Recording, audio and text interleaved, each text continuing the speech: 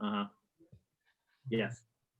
Cantaloupe, butter, whipped cream, and a new pair of socks. Okay, I'll see you at dinner time, hon. Ooh, that's gonna be interesting. Next.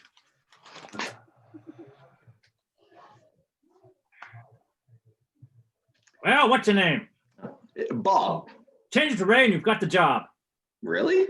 No, I was kidding. I don't even know what job you're applying for anyway. Oh, I'm the comedy writer. Are you any good? Oh, well, I have an extensive resume. No, no, no, no, no, no. Comedy experience doesn't mean quality. My brother's been doing stand-up for hundreds of bars and nobody thinks he's funny.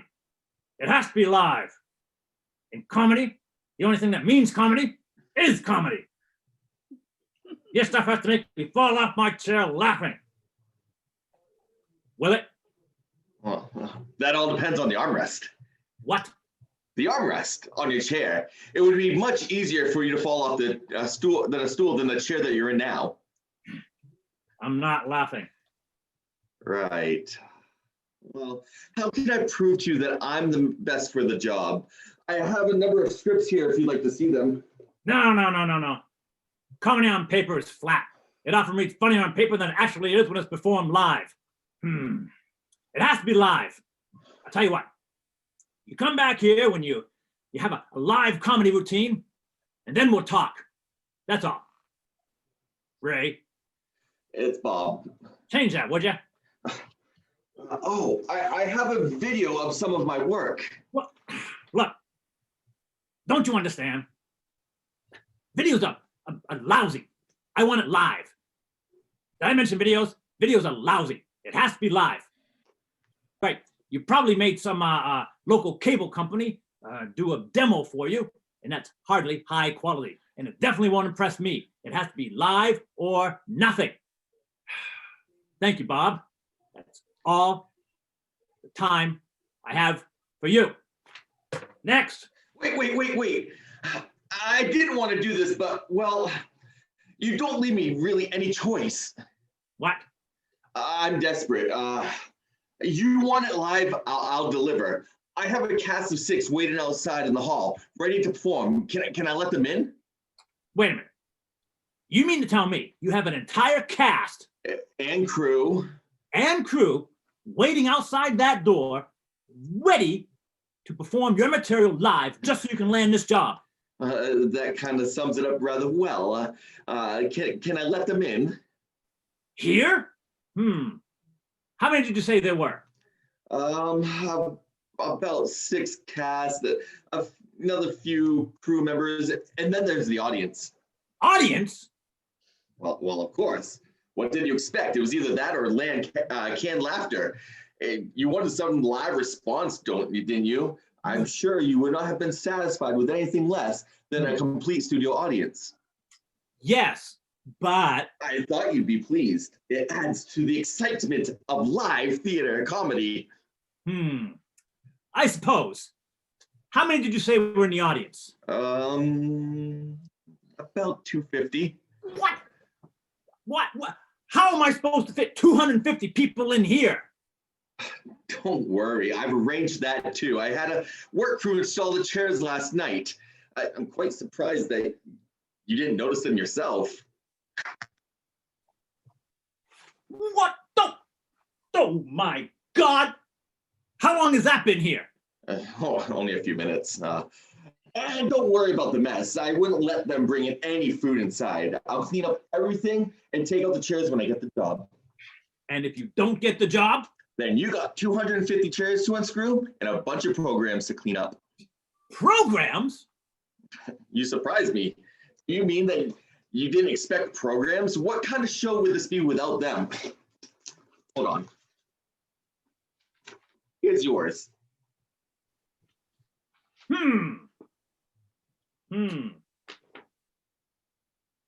Who's this Tom Bickford? Never heard of him. Any big name stars? Hey, these are my friends. They aren't getting paid to do this. They're just doing me a favor. But can they act? I mean, they're not going to make your material look bad, are they? That is, if it isn't bad already. Oh, no. You can be assured that I did hold auditions. Many of these people have acted in many shows previously, like Spamalot and Seussical the musical. You- And You look like a Horton. Did you play Horton? I mean, as I said, we have rehearsed considerably. Well, you put me on the spot, kid. I hardly want to disappoint 250 people. Let them in. Thank you, sir. I greatly appreciate it. I hope it's funny. Well, so do I. So do I.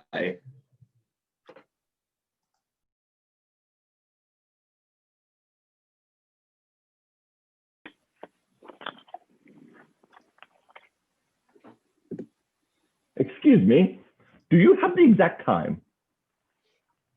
10:33. Thank you very much.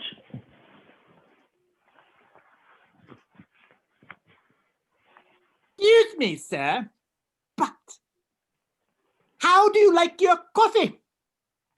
Black. Why?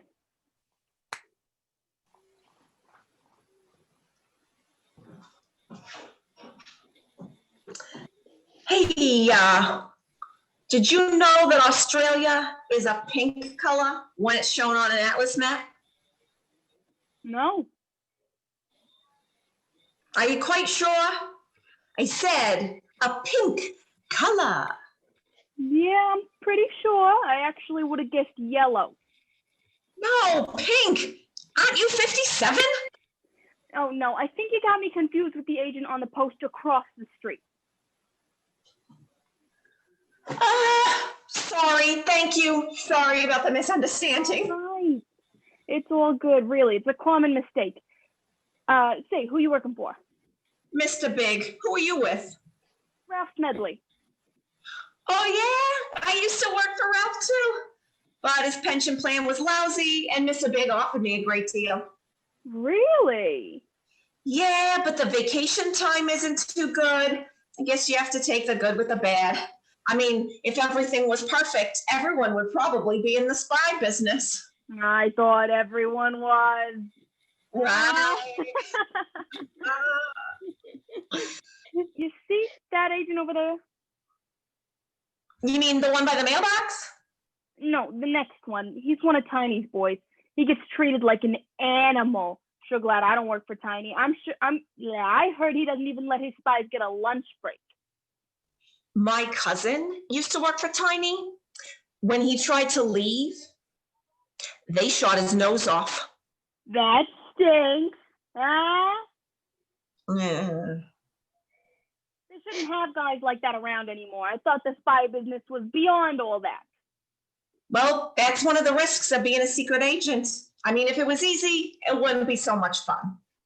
One of the reasons I took up with being a secret agent, the challenge. Yeah. Well, listen, I'll see you later, huh? Better get to my contact or he'll be upset. Not a great idea to upset a spy. All right, it's been nice talking to you anyway. Maybe I'll see you again sometime, eh? Where's your next contact? In Hawaii. I think it's at Ed's Burger Palace. Where's yours? Mine's up north. Oh, whereabouts? Santa's Village. Oh, yeah? I had a meeting there once. It's cold. You better dress warm. Say, you're not using the ho ho ho password, are you? How'd you know? Are you kidding? Everybody uses that at Santa's Village. It's become more of a cliche than the pink flamingo or the blue moon. I hope you have a backup system. Of course I do. I'll be wearing a Santa suit, and of course I'll have my Spy Club ring. So was I. Oh, well, I'll deal with that later. By the way, have you seen my contact around? He was supposed to be here like an hour ago. He's a big, tall guy. What's he wearing? Trench coat and a hat. Right. Let me think. Have I seen anyone that fits that description? I guess that was silly of me, wasn't it? These suits are so unoriginal, ain't they? Yeah, but you know the unions. I mean, it sure beats having to buy your own clothes. Anyway, what code are you waiting for? He was going to ask me if I know the way to San Jose. Ah, you're with Barney. Yeah. He's used that code ever since I met him about 5 years ago. I met him about 20 lampposts back. He should be here pretty soon, unless he got caught talking with 32. I can see how that could happen. Anyway, I'll see you around. For sure.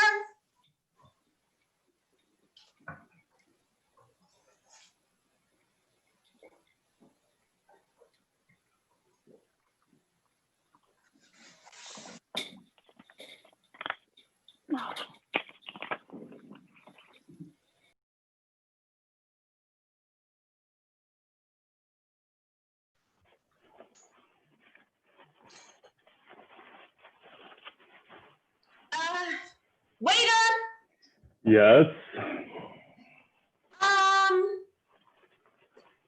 there seems to be an animal in my soup. What kind of animal, ma'am? A hamster? I think you're mistaken. I think you are mistaken. You say there's a hamster in your soup? Yes, I'd like a new bowl of soup. I'm sure if you look again, you've seen that you've made a mistake. Look, I know I've made no mistake about it. There is a small furry hamster drinking my soup. Now, would you please bring me a new bowl of soup? Oh, I know what must have happened. That's not a hamster in your soup. It's a guinea pig. The cook must have forgotten to remove it before I brought you out the soup. What? Yes, we serve them in all the soups. If the guinea pig lives, then we know the soup is safe to eat. If he dies, then we know someone has poisoned the soup. Well, that has got to be the stupidest thing I've ever heard. This creature is beating me to my soup. He's finished almost all of it. I certainly don't care to share my soup with some guinea pig. Just be thankful it wasn't poisoned. And is poisoned soup a common occurrence at this restaurant? Well, that all depends on what you mean by common. Let me put it to you this way. Has anyone been poisoned here? Not since we started serving the guinea pigs in the soup, no. I see. And how many guinea pigs have died from drinking poisonous soup? Well, it's very hard to tell. Guinea pigs don't know how to swim, so some of them just plain out drowned or died of natural causes. How many have died in general? In the past 2 months? Since you started using them? That was 2 months ago. Fine, stop stalling. How many guinea pigs have died in your soup? About 25. And tell me, do you get many customers coming back to this restaurant? Well, we are on a major highway here. We do see a consistent flow of patrons. So it really doesn't bother you that you'll never get repeat business from any sane human being? Well, that's just the way it goes. Some people have no concern for their own safety. You can eat at other restaurants if you like. Sure, see if I care. Go somewhere else where they don't taste test the food with sterilized animals. If you like I said, we don't need your business. Do you know do you have any idea how many people have died or been killed by food poisoning in restaurants each year? Do you? I do. Thousands. And the name of this restaurant does not appear on this list. Not one customer has died from food poisoning. Not one. I can believe that. It's probably because nobody eats anything here. Who in their right mind is going to eat a bowl of soup they've just picked a hamster out of? Sterilized or not? It's a guinea pig. I don't care if it's a muskrat. I can't believe anyone would share their soup with one. For one thing, they'd have to be quick. This guy's almost finished mine. Then obviously it wasn't poisoned. You could have eaten it assured of your safety. A lot of good that does me now. Well, you could lick the guinea pig. Oh, don't be disgusting. Fine, I'll bring you another bowl of soup. We can skip the guinea pig. We'll just dip his head in so he can get a little sip of it. No, certainly not. Just a sip. No. Bring me a new bowl of soup and don't let any furry creatures within a foot of it, understand? Fine, it's your life.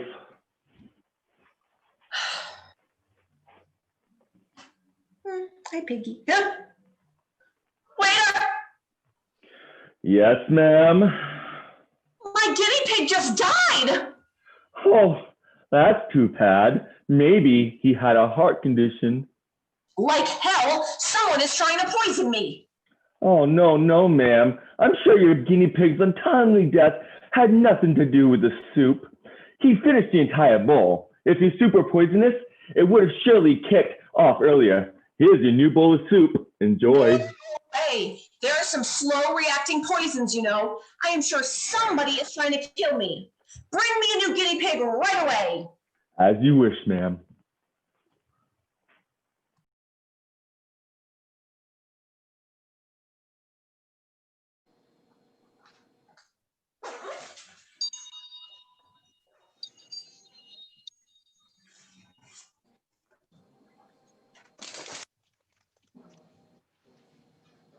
Is it raining out? No. Oh, can I help you with anything in specific? I would like to buy a pet. Well, that's lucky. This is a pet shop. People come by here to buy pets. All kinds. I mean, all kinds of pets, not all kinds of people. In fact, just this morning, a woman came by and bought a cat. Good for her. I hope she enjoys it. I'm sure she will. She spent quite a lot of time selecting it.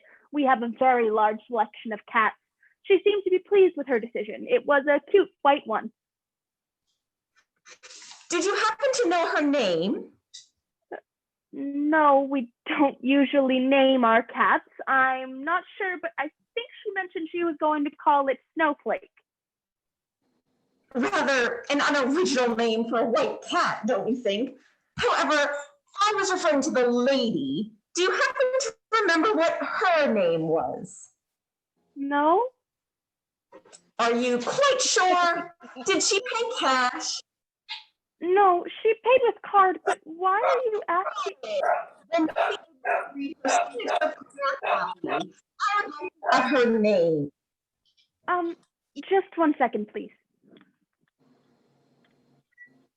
You don't have any camels, do you? Pardon? I see you found the slip. Can you read the name? Mrs. B. Ashley? Any address?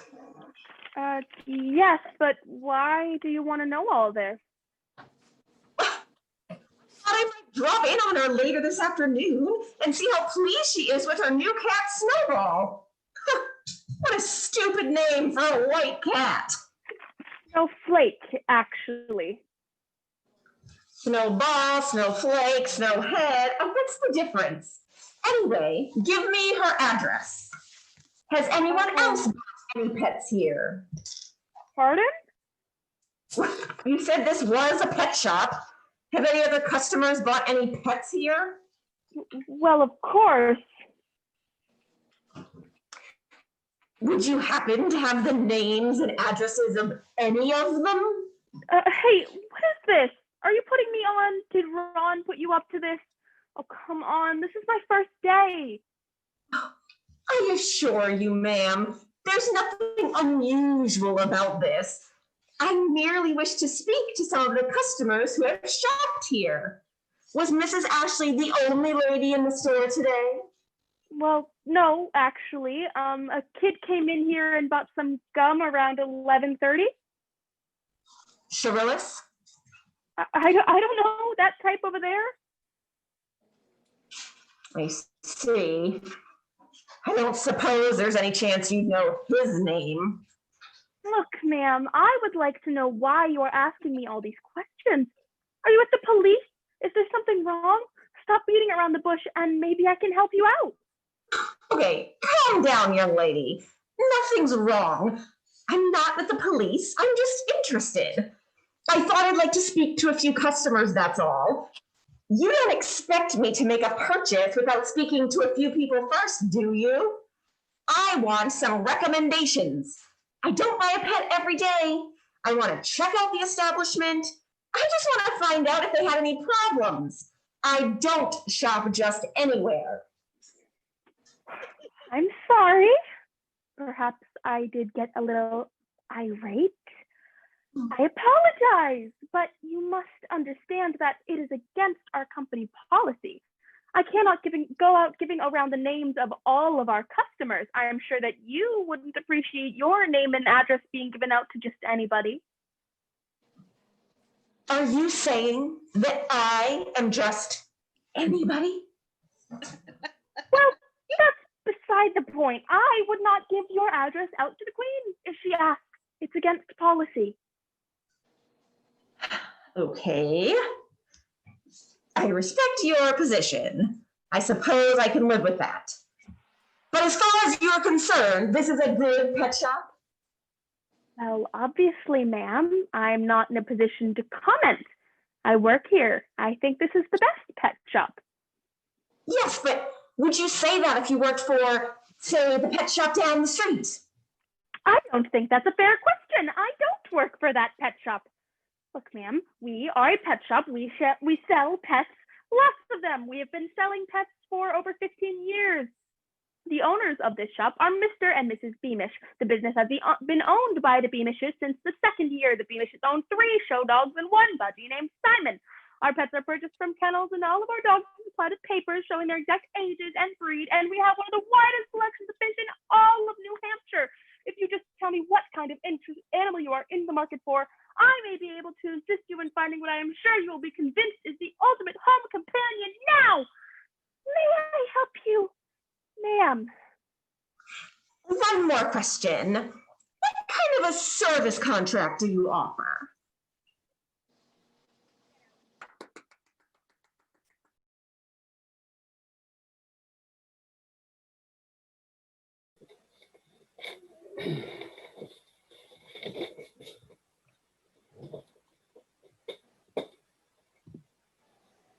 Hubby dearest, I've laid out your coffee and paper. You forgot them next to the bed, so I brought down your favorite slippers to get you comfy while I finish supper. Love and kisses. Doris? Yes, Cupcake. Doris? I'm cooking dinner. I'm making your favorites. Lobster. I bought 8 on sale today.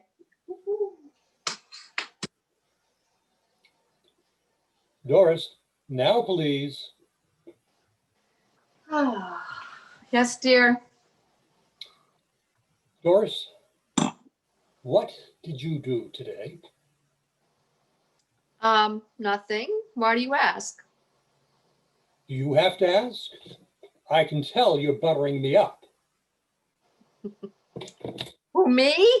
Can't I just bring you your slippers without causing suspicion? I mean, it's only because I love you that I give you these little surprises occasionally. Stop it. Under normal circumstances, I wouldn't say anything about you bringing my slippers. Ordinarily, I would just accept it as one of the never-ending acts of affection that you give to me. But tonight, it's different. Is it the lobster? The newspaper? Can't you accept them the same way? As simple favors I do for you because I love you?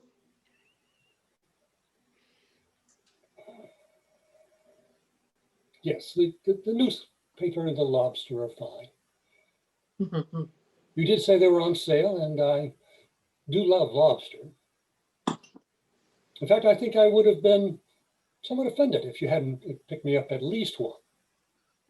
No, I don't see anything peculiar about that. That's what we have the freezer downstairs for. Well, then what is it? It can't be the coffee. I bring you coffee every night. Right. I didn't even think about the coffee. And I've never forgotten your newspaper. There's certainly nothing special about that today. Quite right. The newspaper goes without saying. Well, I don't understand. Is it the note? I've been writing notes to you since we got married. No, no. It's not the note. I am quite aware that you've been doing that for me. And don't think that I don't appreciate it either. But that's not it either. Then what is it? How did you know I've been sleeping with another man? So you admit it. Yes. Yes, I admit it. I've been seeing your friend Harold. But how did you know? If it wasn't the paper and it wasn't the lobster or the coffee or the note or the slippers, then I never said it wasn't the slippers. yes, you did. You said that you could accept them as a simple act of simple affection. No, I did not. My exact words were, under normal circumstances, I wouldn't say anything about you bringing me my slippers. But But what? I don't own any slippers.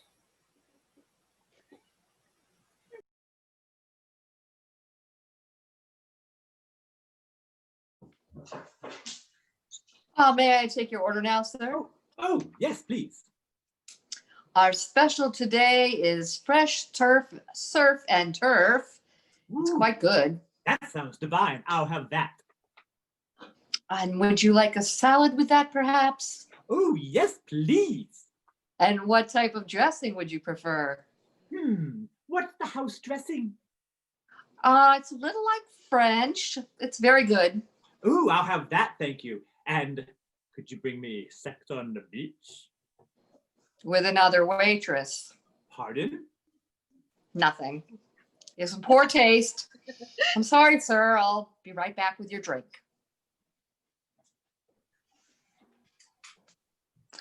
Excuse me, sir. Are you waiting for someone? No, I'm all alone tonight. Do you think you would mind terribly if I asked you to leave?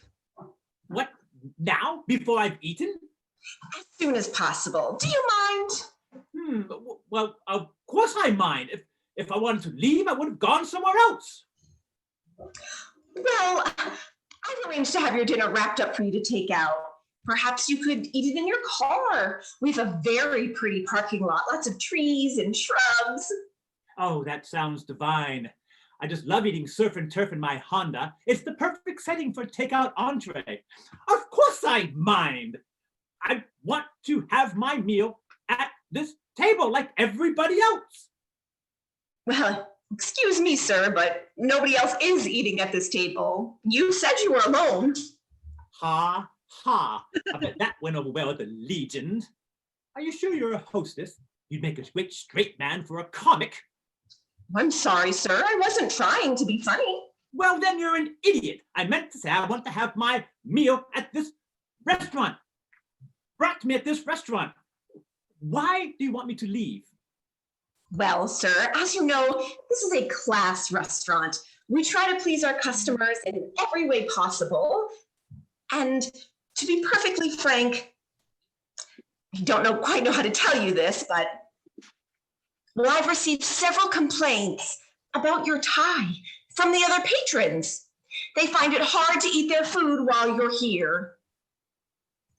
You're joking, of course. Oh, I wish I was, sir, but I'm quite serious. Now, if you would be so kind. No. No, I don't believe you. You said you'd please every customer in every way possible, right? Yes, but I'm the customer. And it may surprise you to realize this, but it does not please me to be asked to leave and eat my meal in my car. What pleases me is to have my meal brought to me where I will proceed to enjoy it at my own pace. I can understand that, sir. Obviously, given a choice, I knew you would prefer to have your meal here. But you must consider my point as well. You see, you are one, and they are several. In a conflict such as this, we must try to please the most people possible. That's common practice, majority rules. I'm sure you understand. How many complaints did you receive? 26. 26! And they all hate my tie? With passion. I tell you what, let's compromise. I'll move to a different location where it won't bother anyone, like over there. Oh, I'm sorry, sir. We're totally booked up. There aren't any seats in the restaurant where you won't be in someone's view. Fine, fine. It's only a gift from my uncle. It's not like it's attached to my neck permanently. I don't like this tie anyways. There, it's off. Well, sir, I'm afraid I'm still gonna have to ask you to leave. Why? My tie is off. Wait a minute. That man sitting right over there. He's wearing the exact same tie as I am. Why wasn't he asked to leave? I demand an explanation. What's going on here? Please calm down, sir. I was about to explain. I only mentioned your tie so as not to hurt your feelings. What really offends people is your belt. Yes, your belt is terribly ugly. Everyone hates it. I actually received 29 complaints. I was trying to be nice by saying 26. I only said your tie because I didn't want to upset you. There, it's off. Okay, you got me. I admit it. It's your shoes, really. Ugh, horrible. They just turn my stomach. There. Those socks. Put your shoes back on quick. I'm afraid you are just too poorly dressed to eat here, sir. You will have to leave, no doubt about it. Fine. I wouldn't eat here if you paid me. I don't know what's going on around here, but I don't like this kind of treatment. And I don't like your tie either.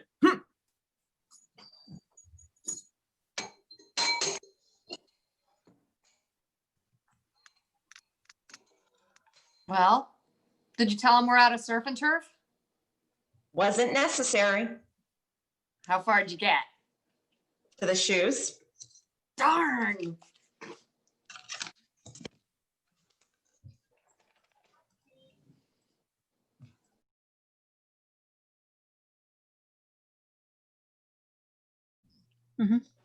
Oh, did I get the job? Yes, Ray, you got the job. Now, I'll see you back here in 2 weeks. Now, come and help me put all these chairs away. Eh,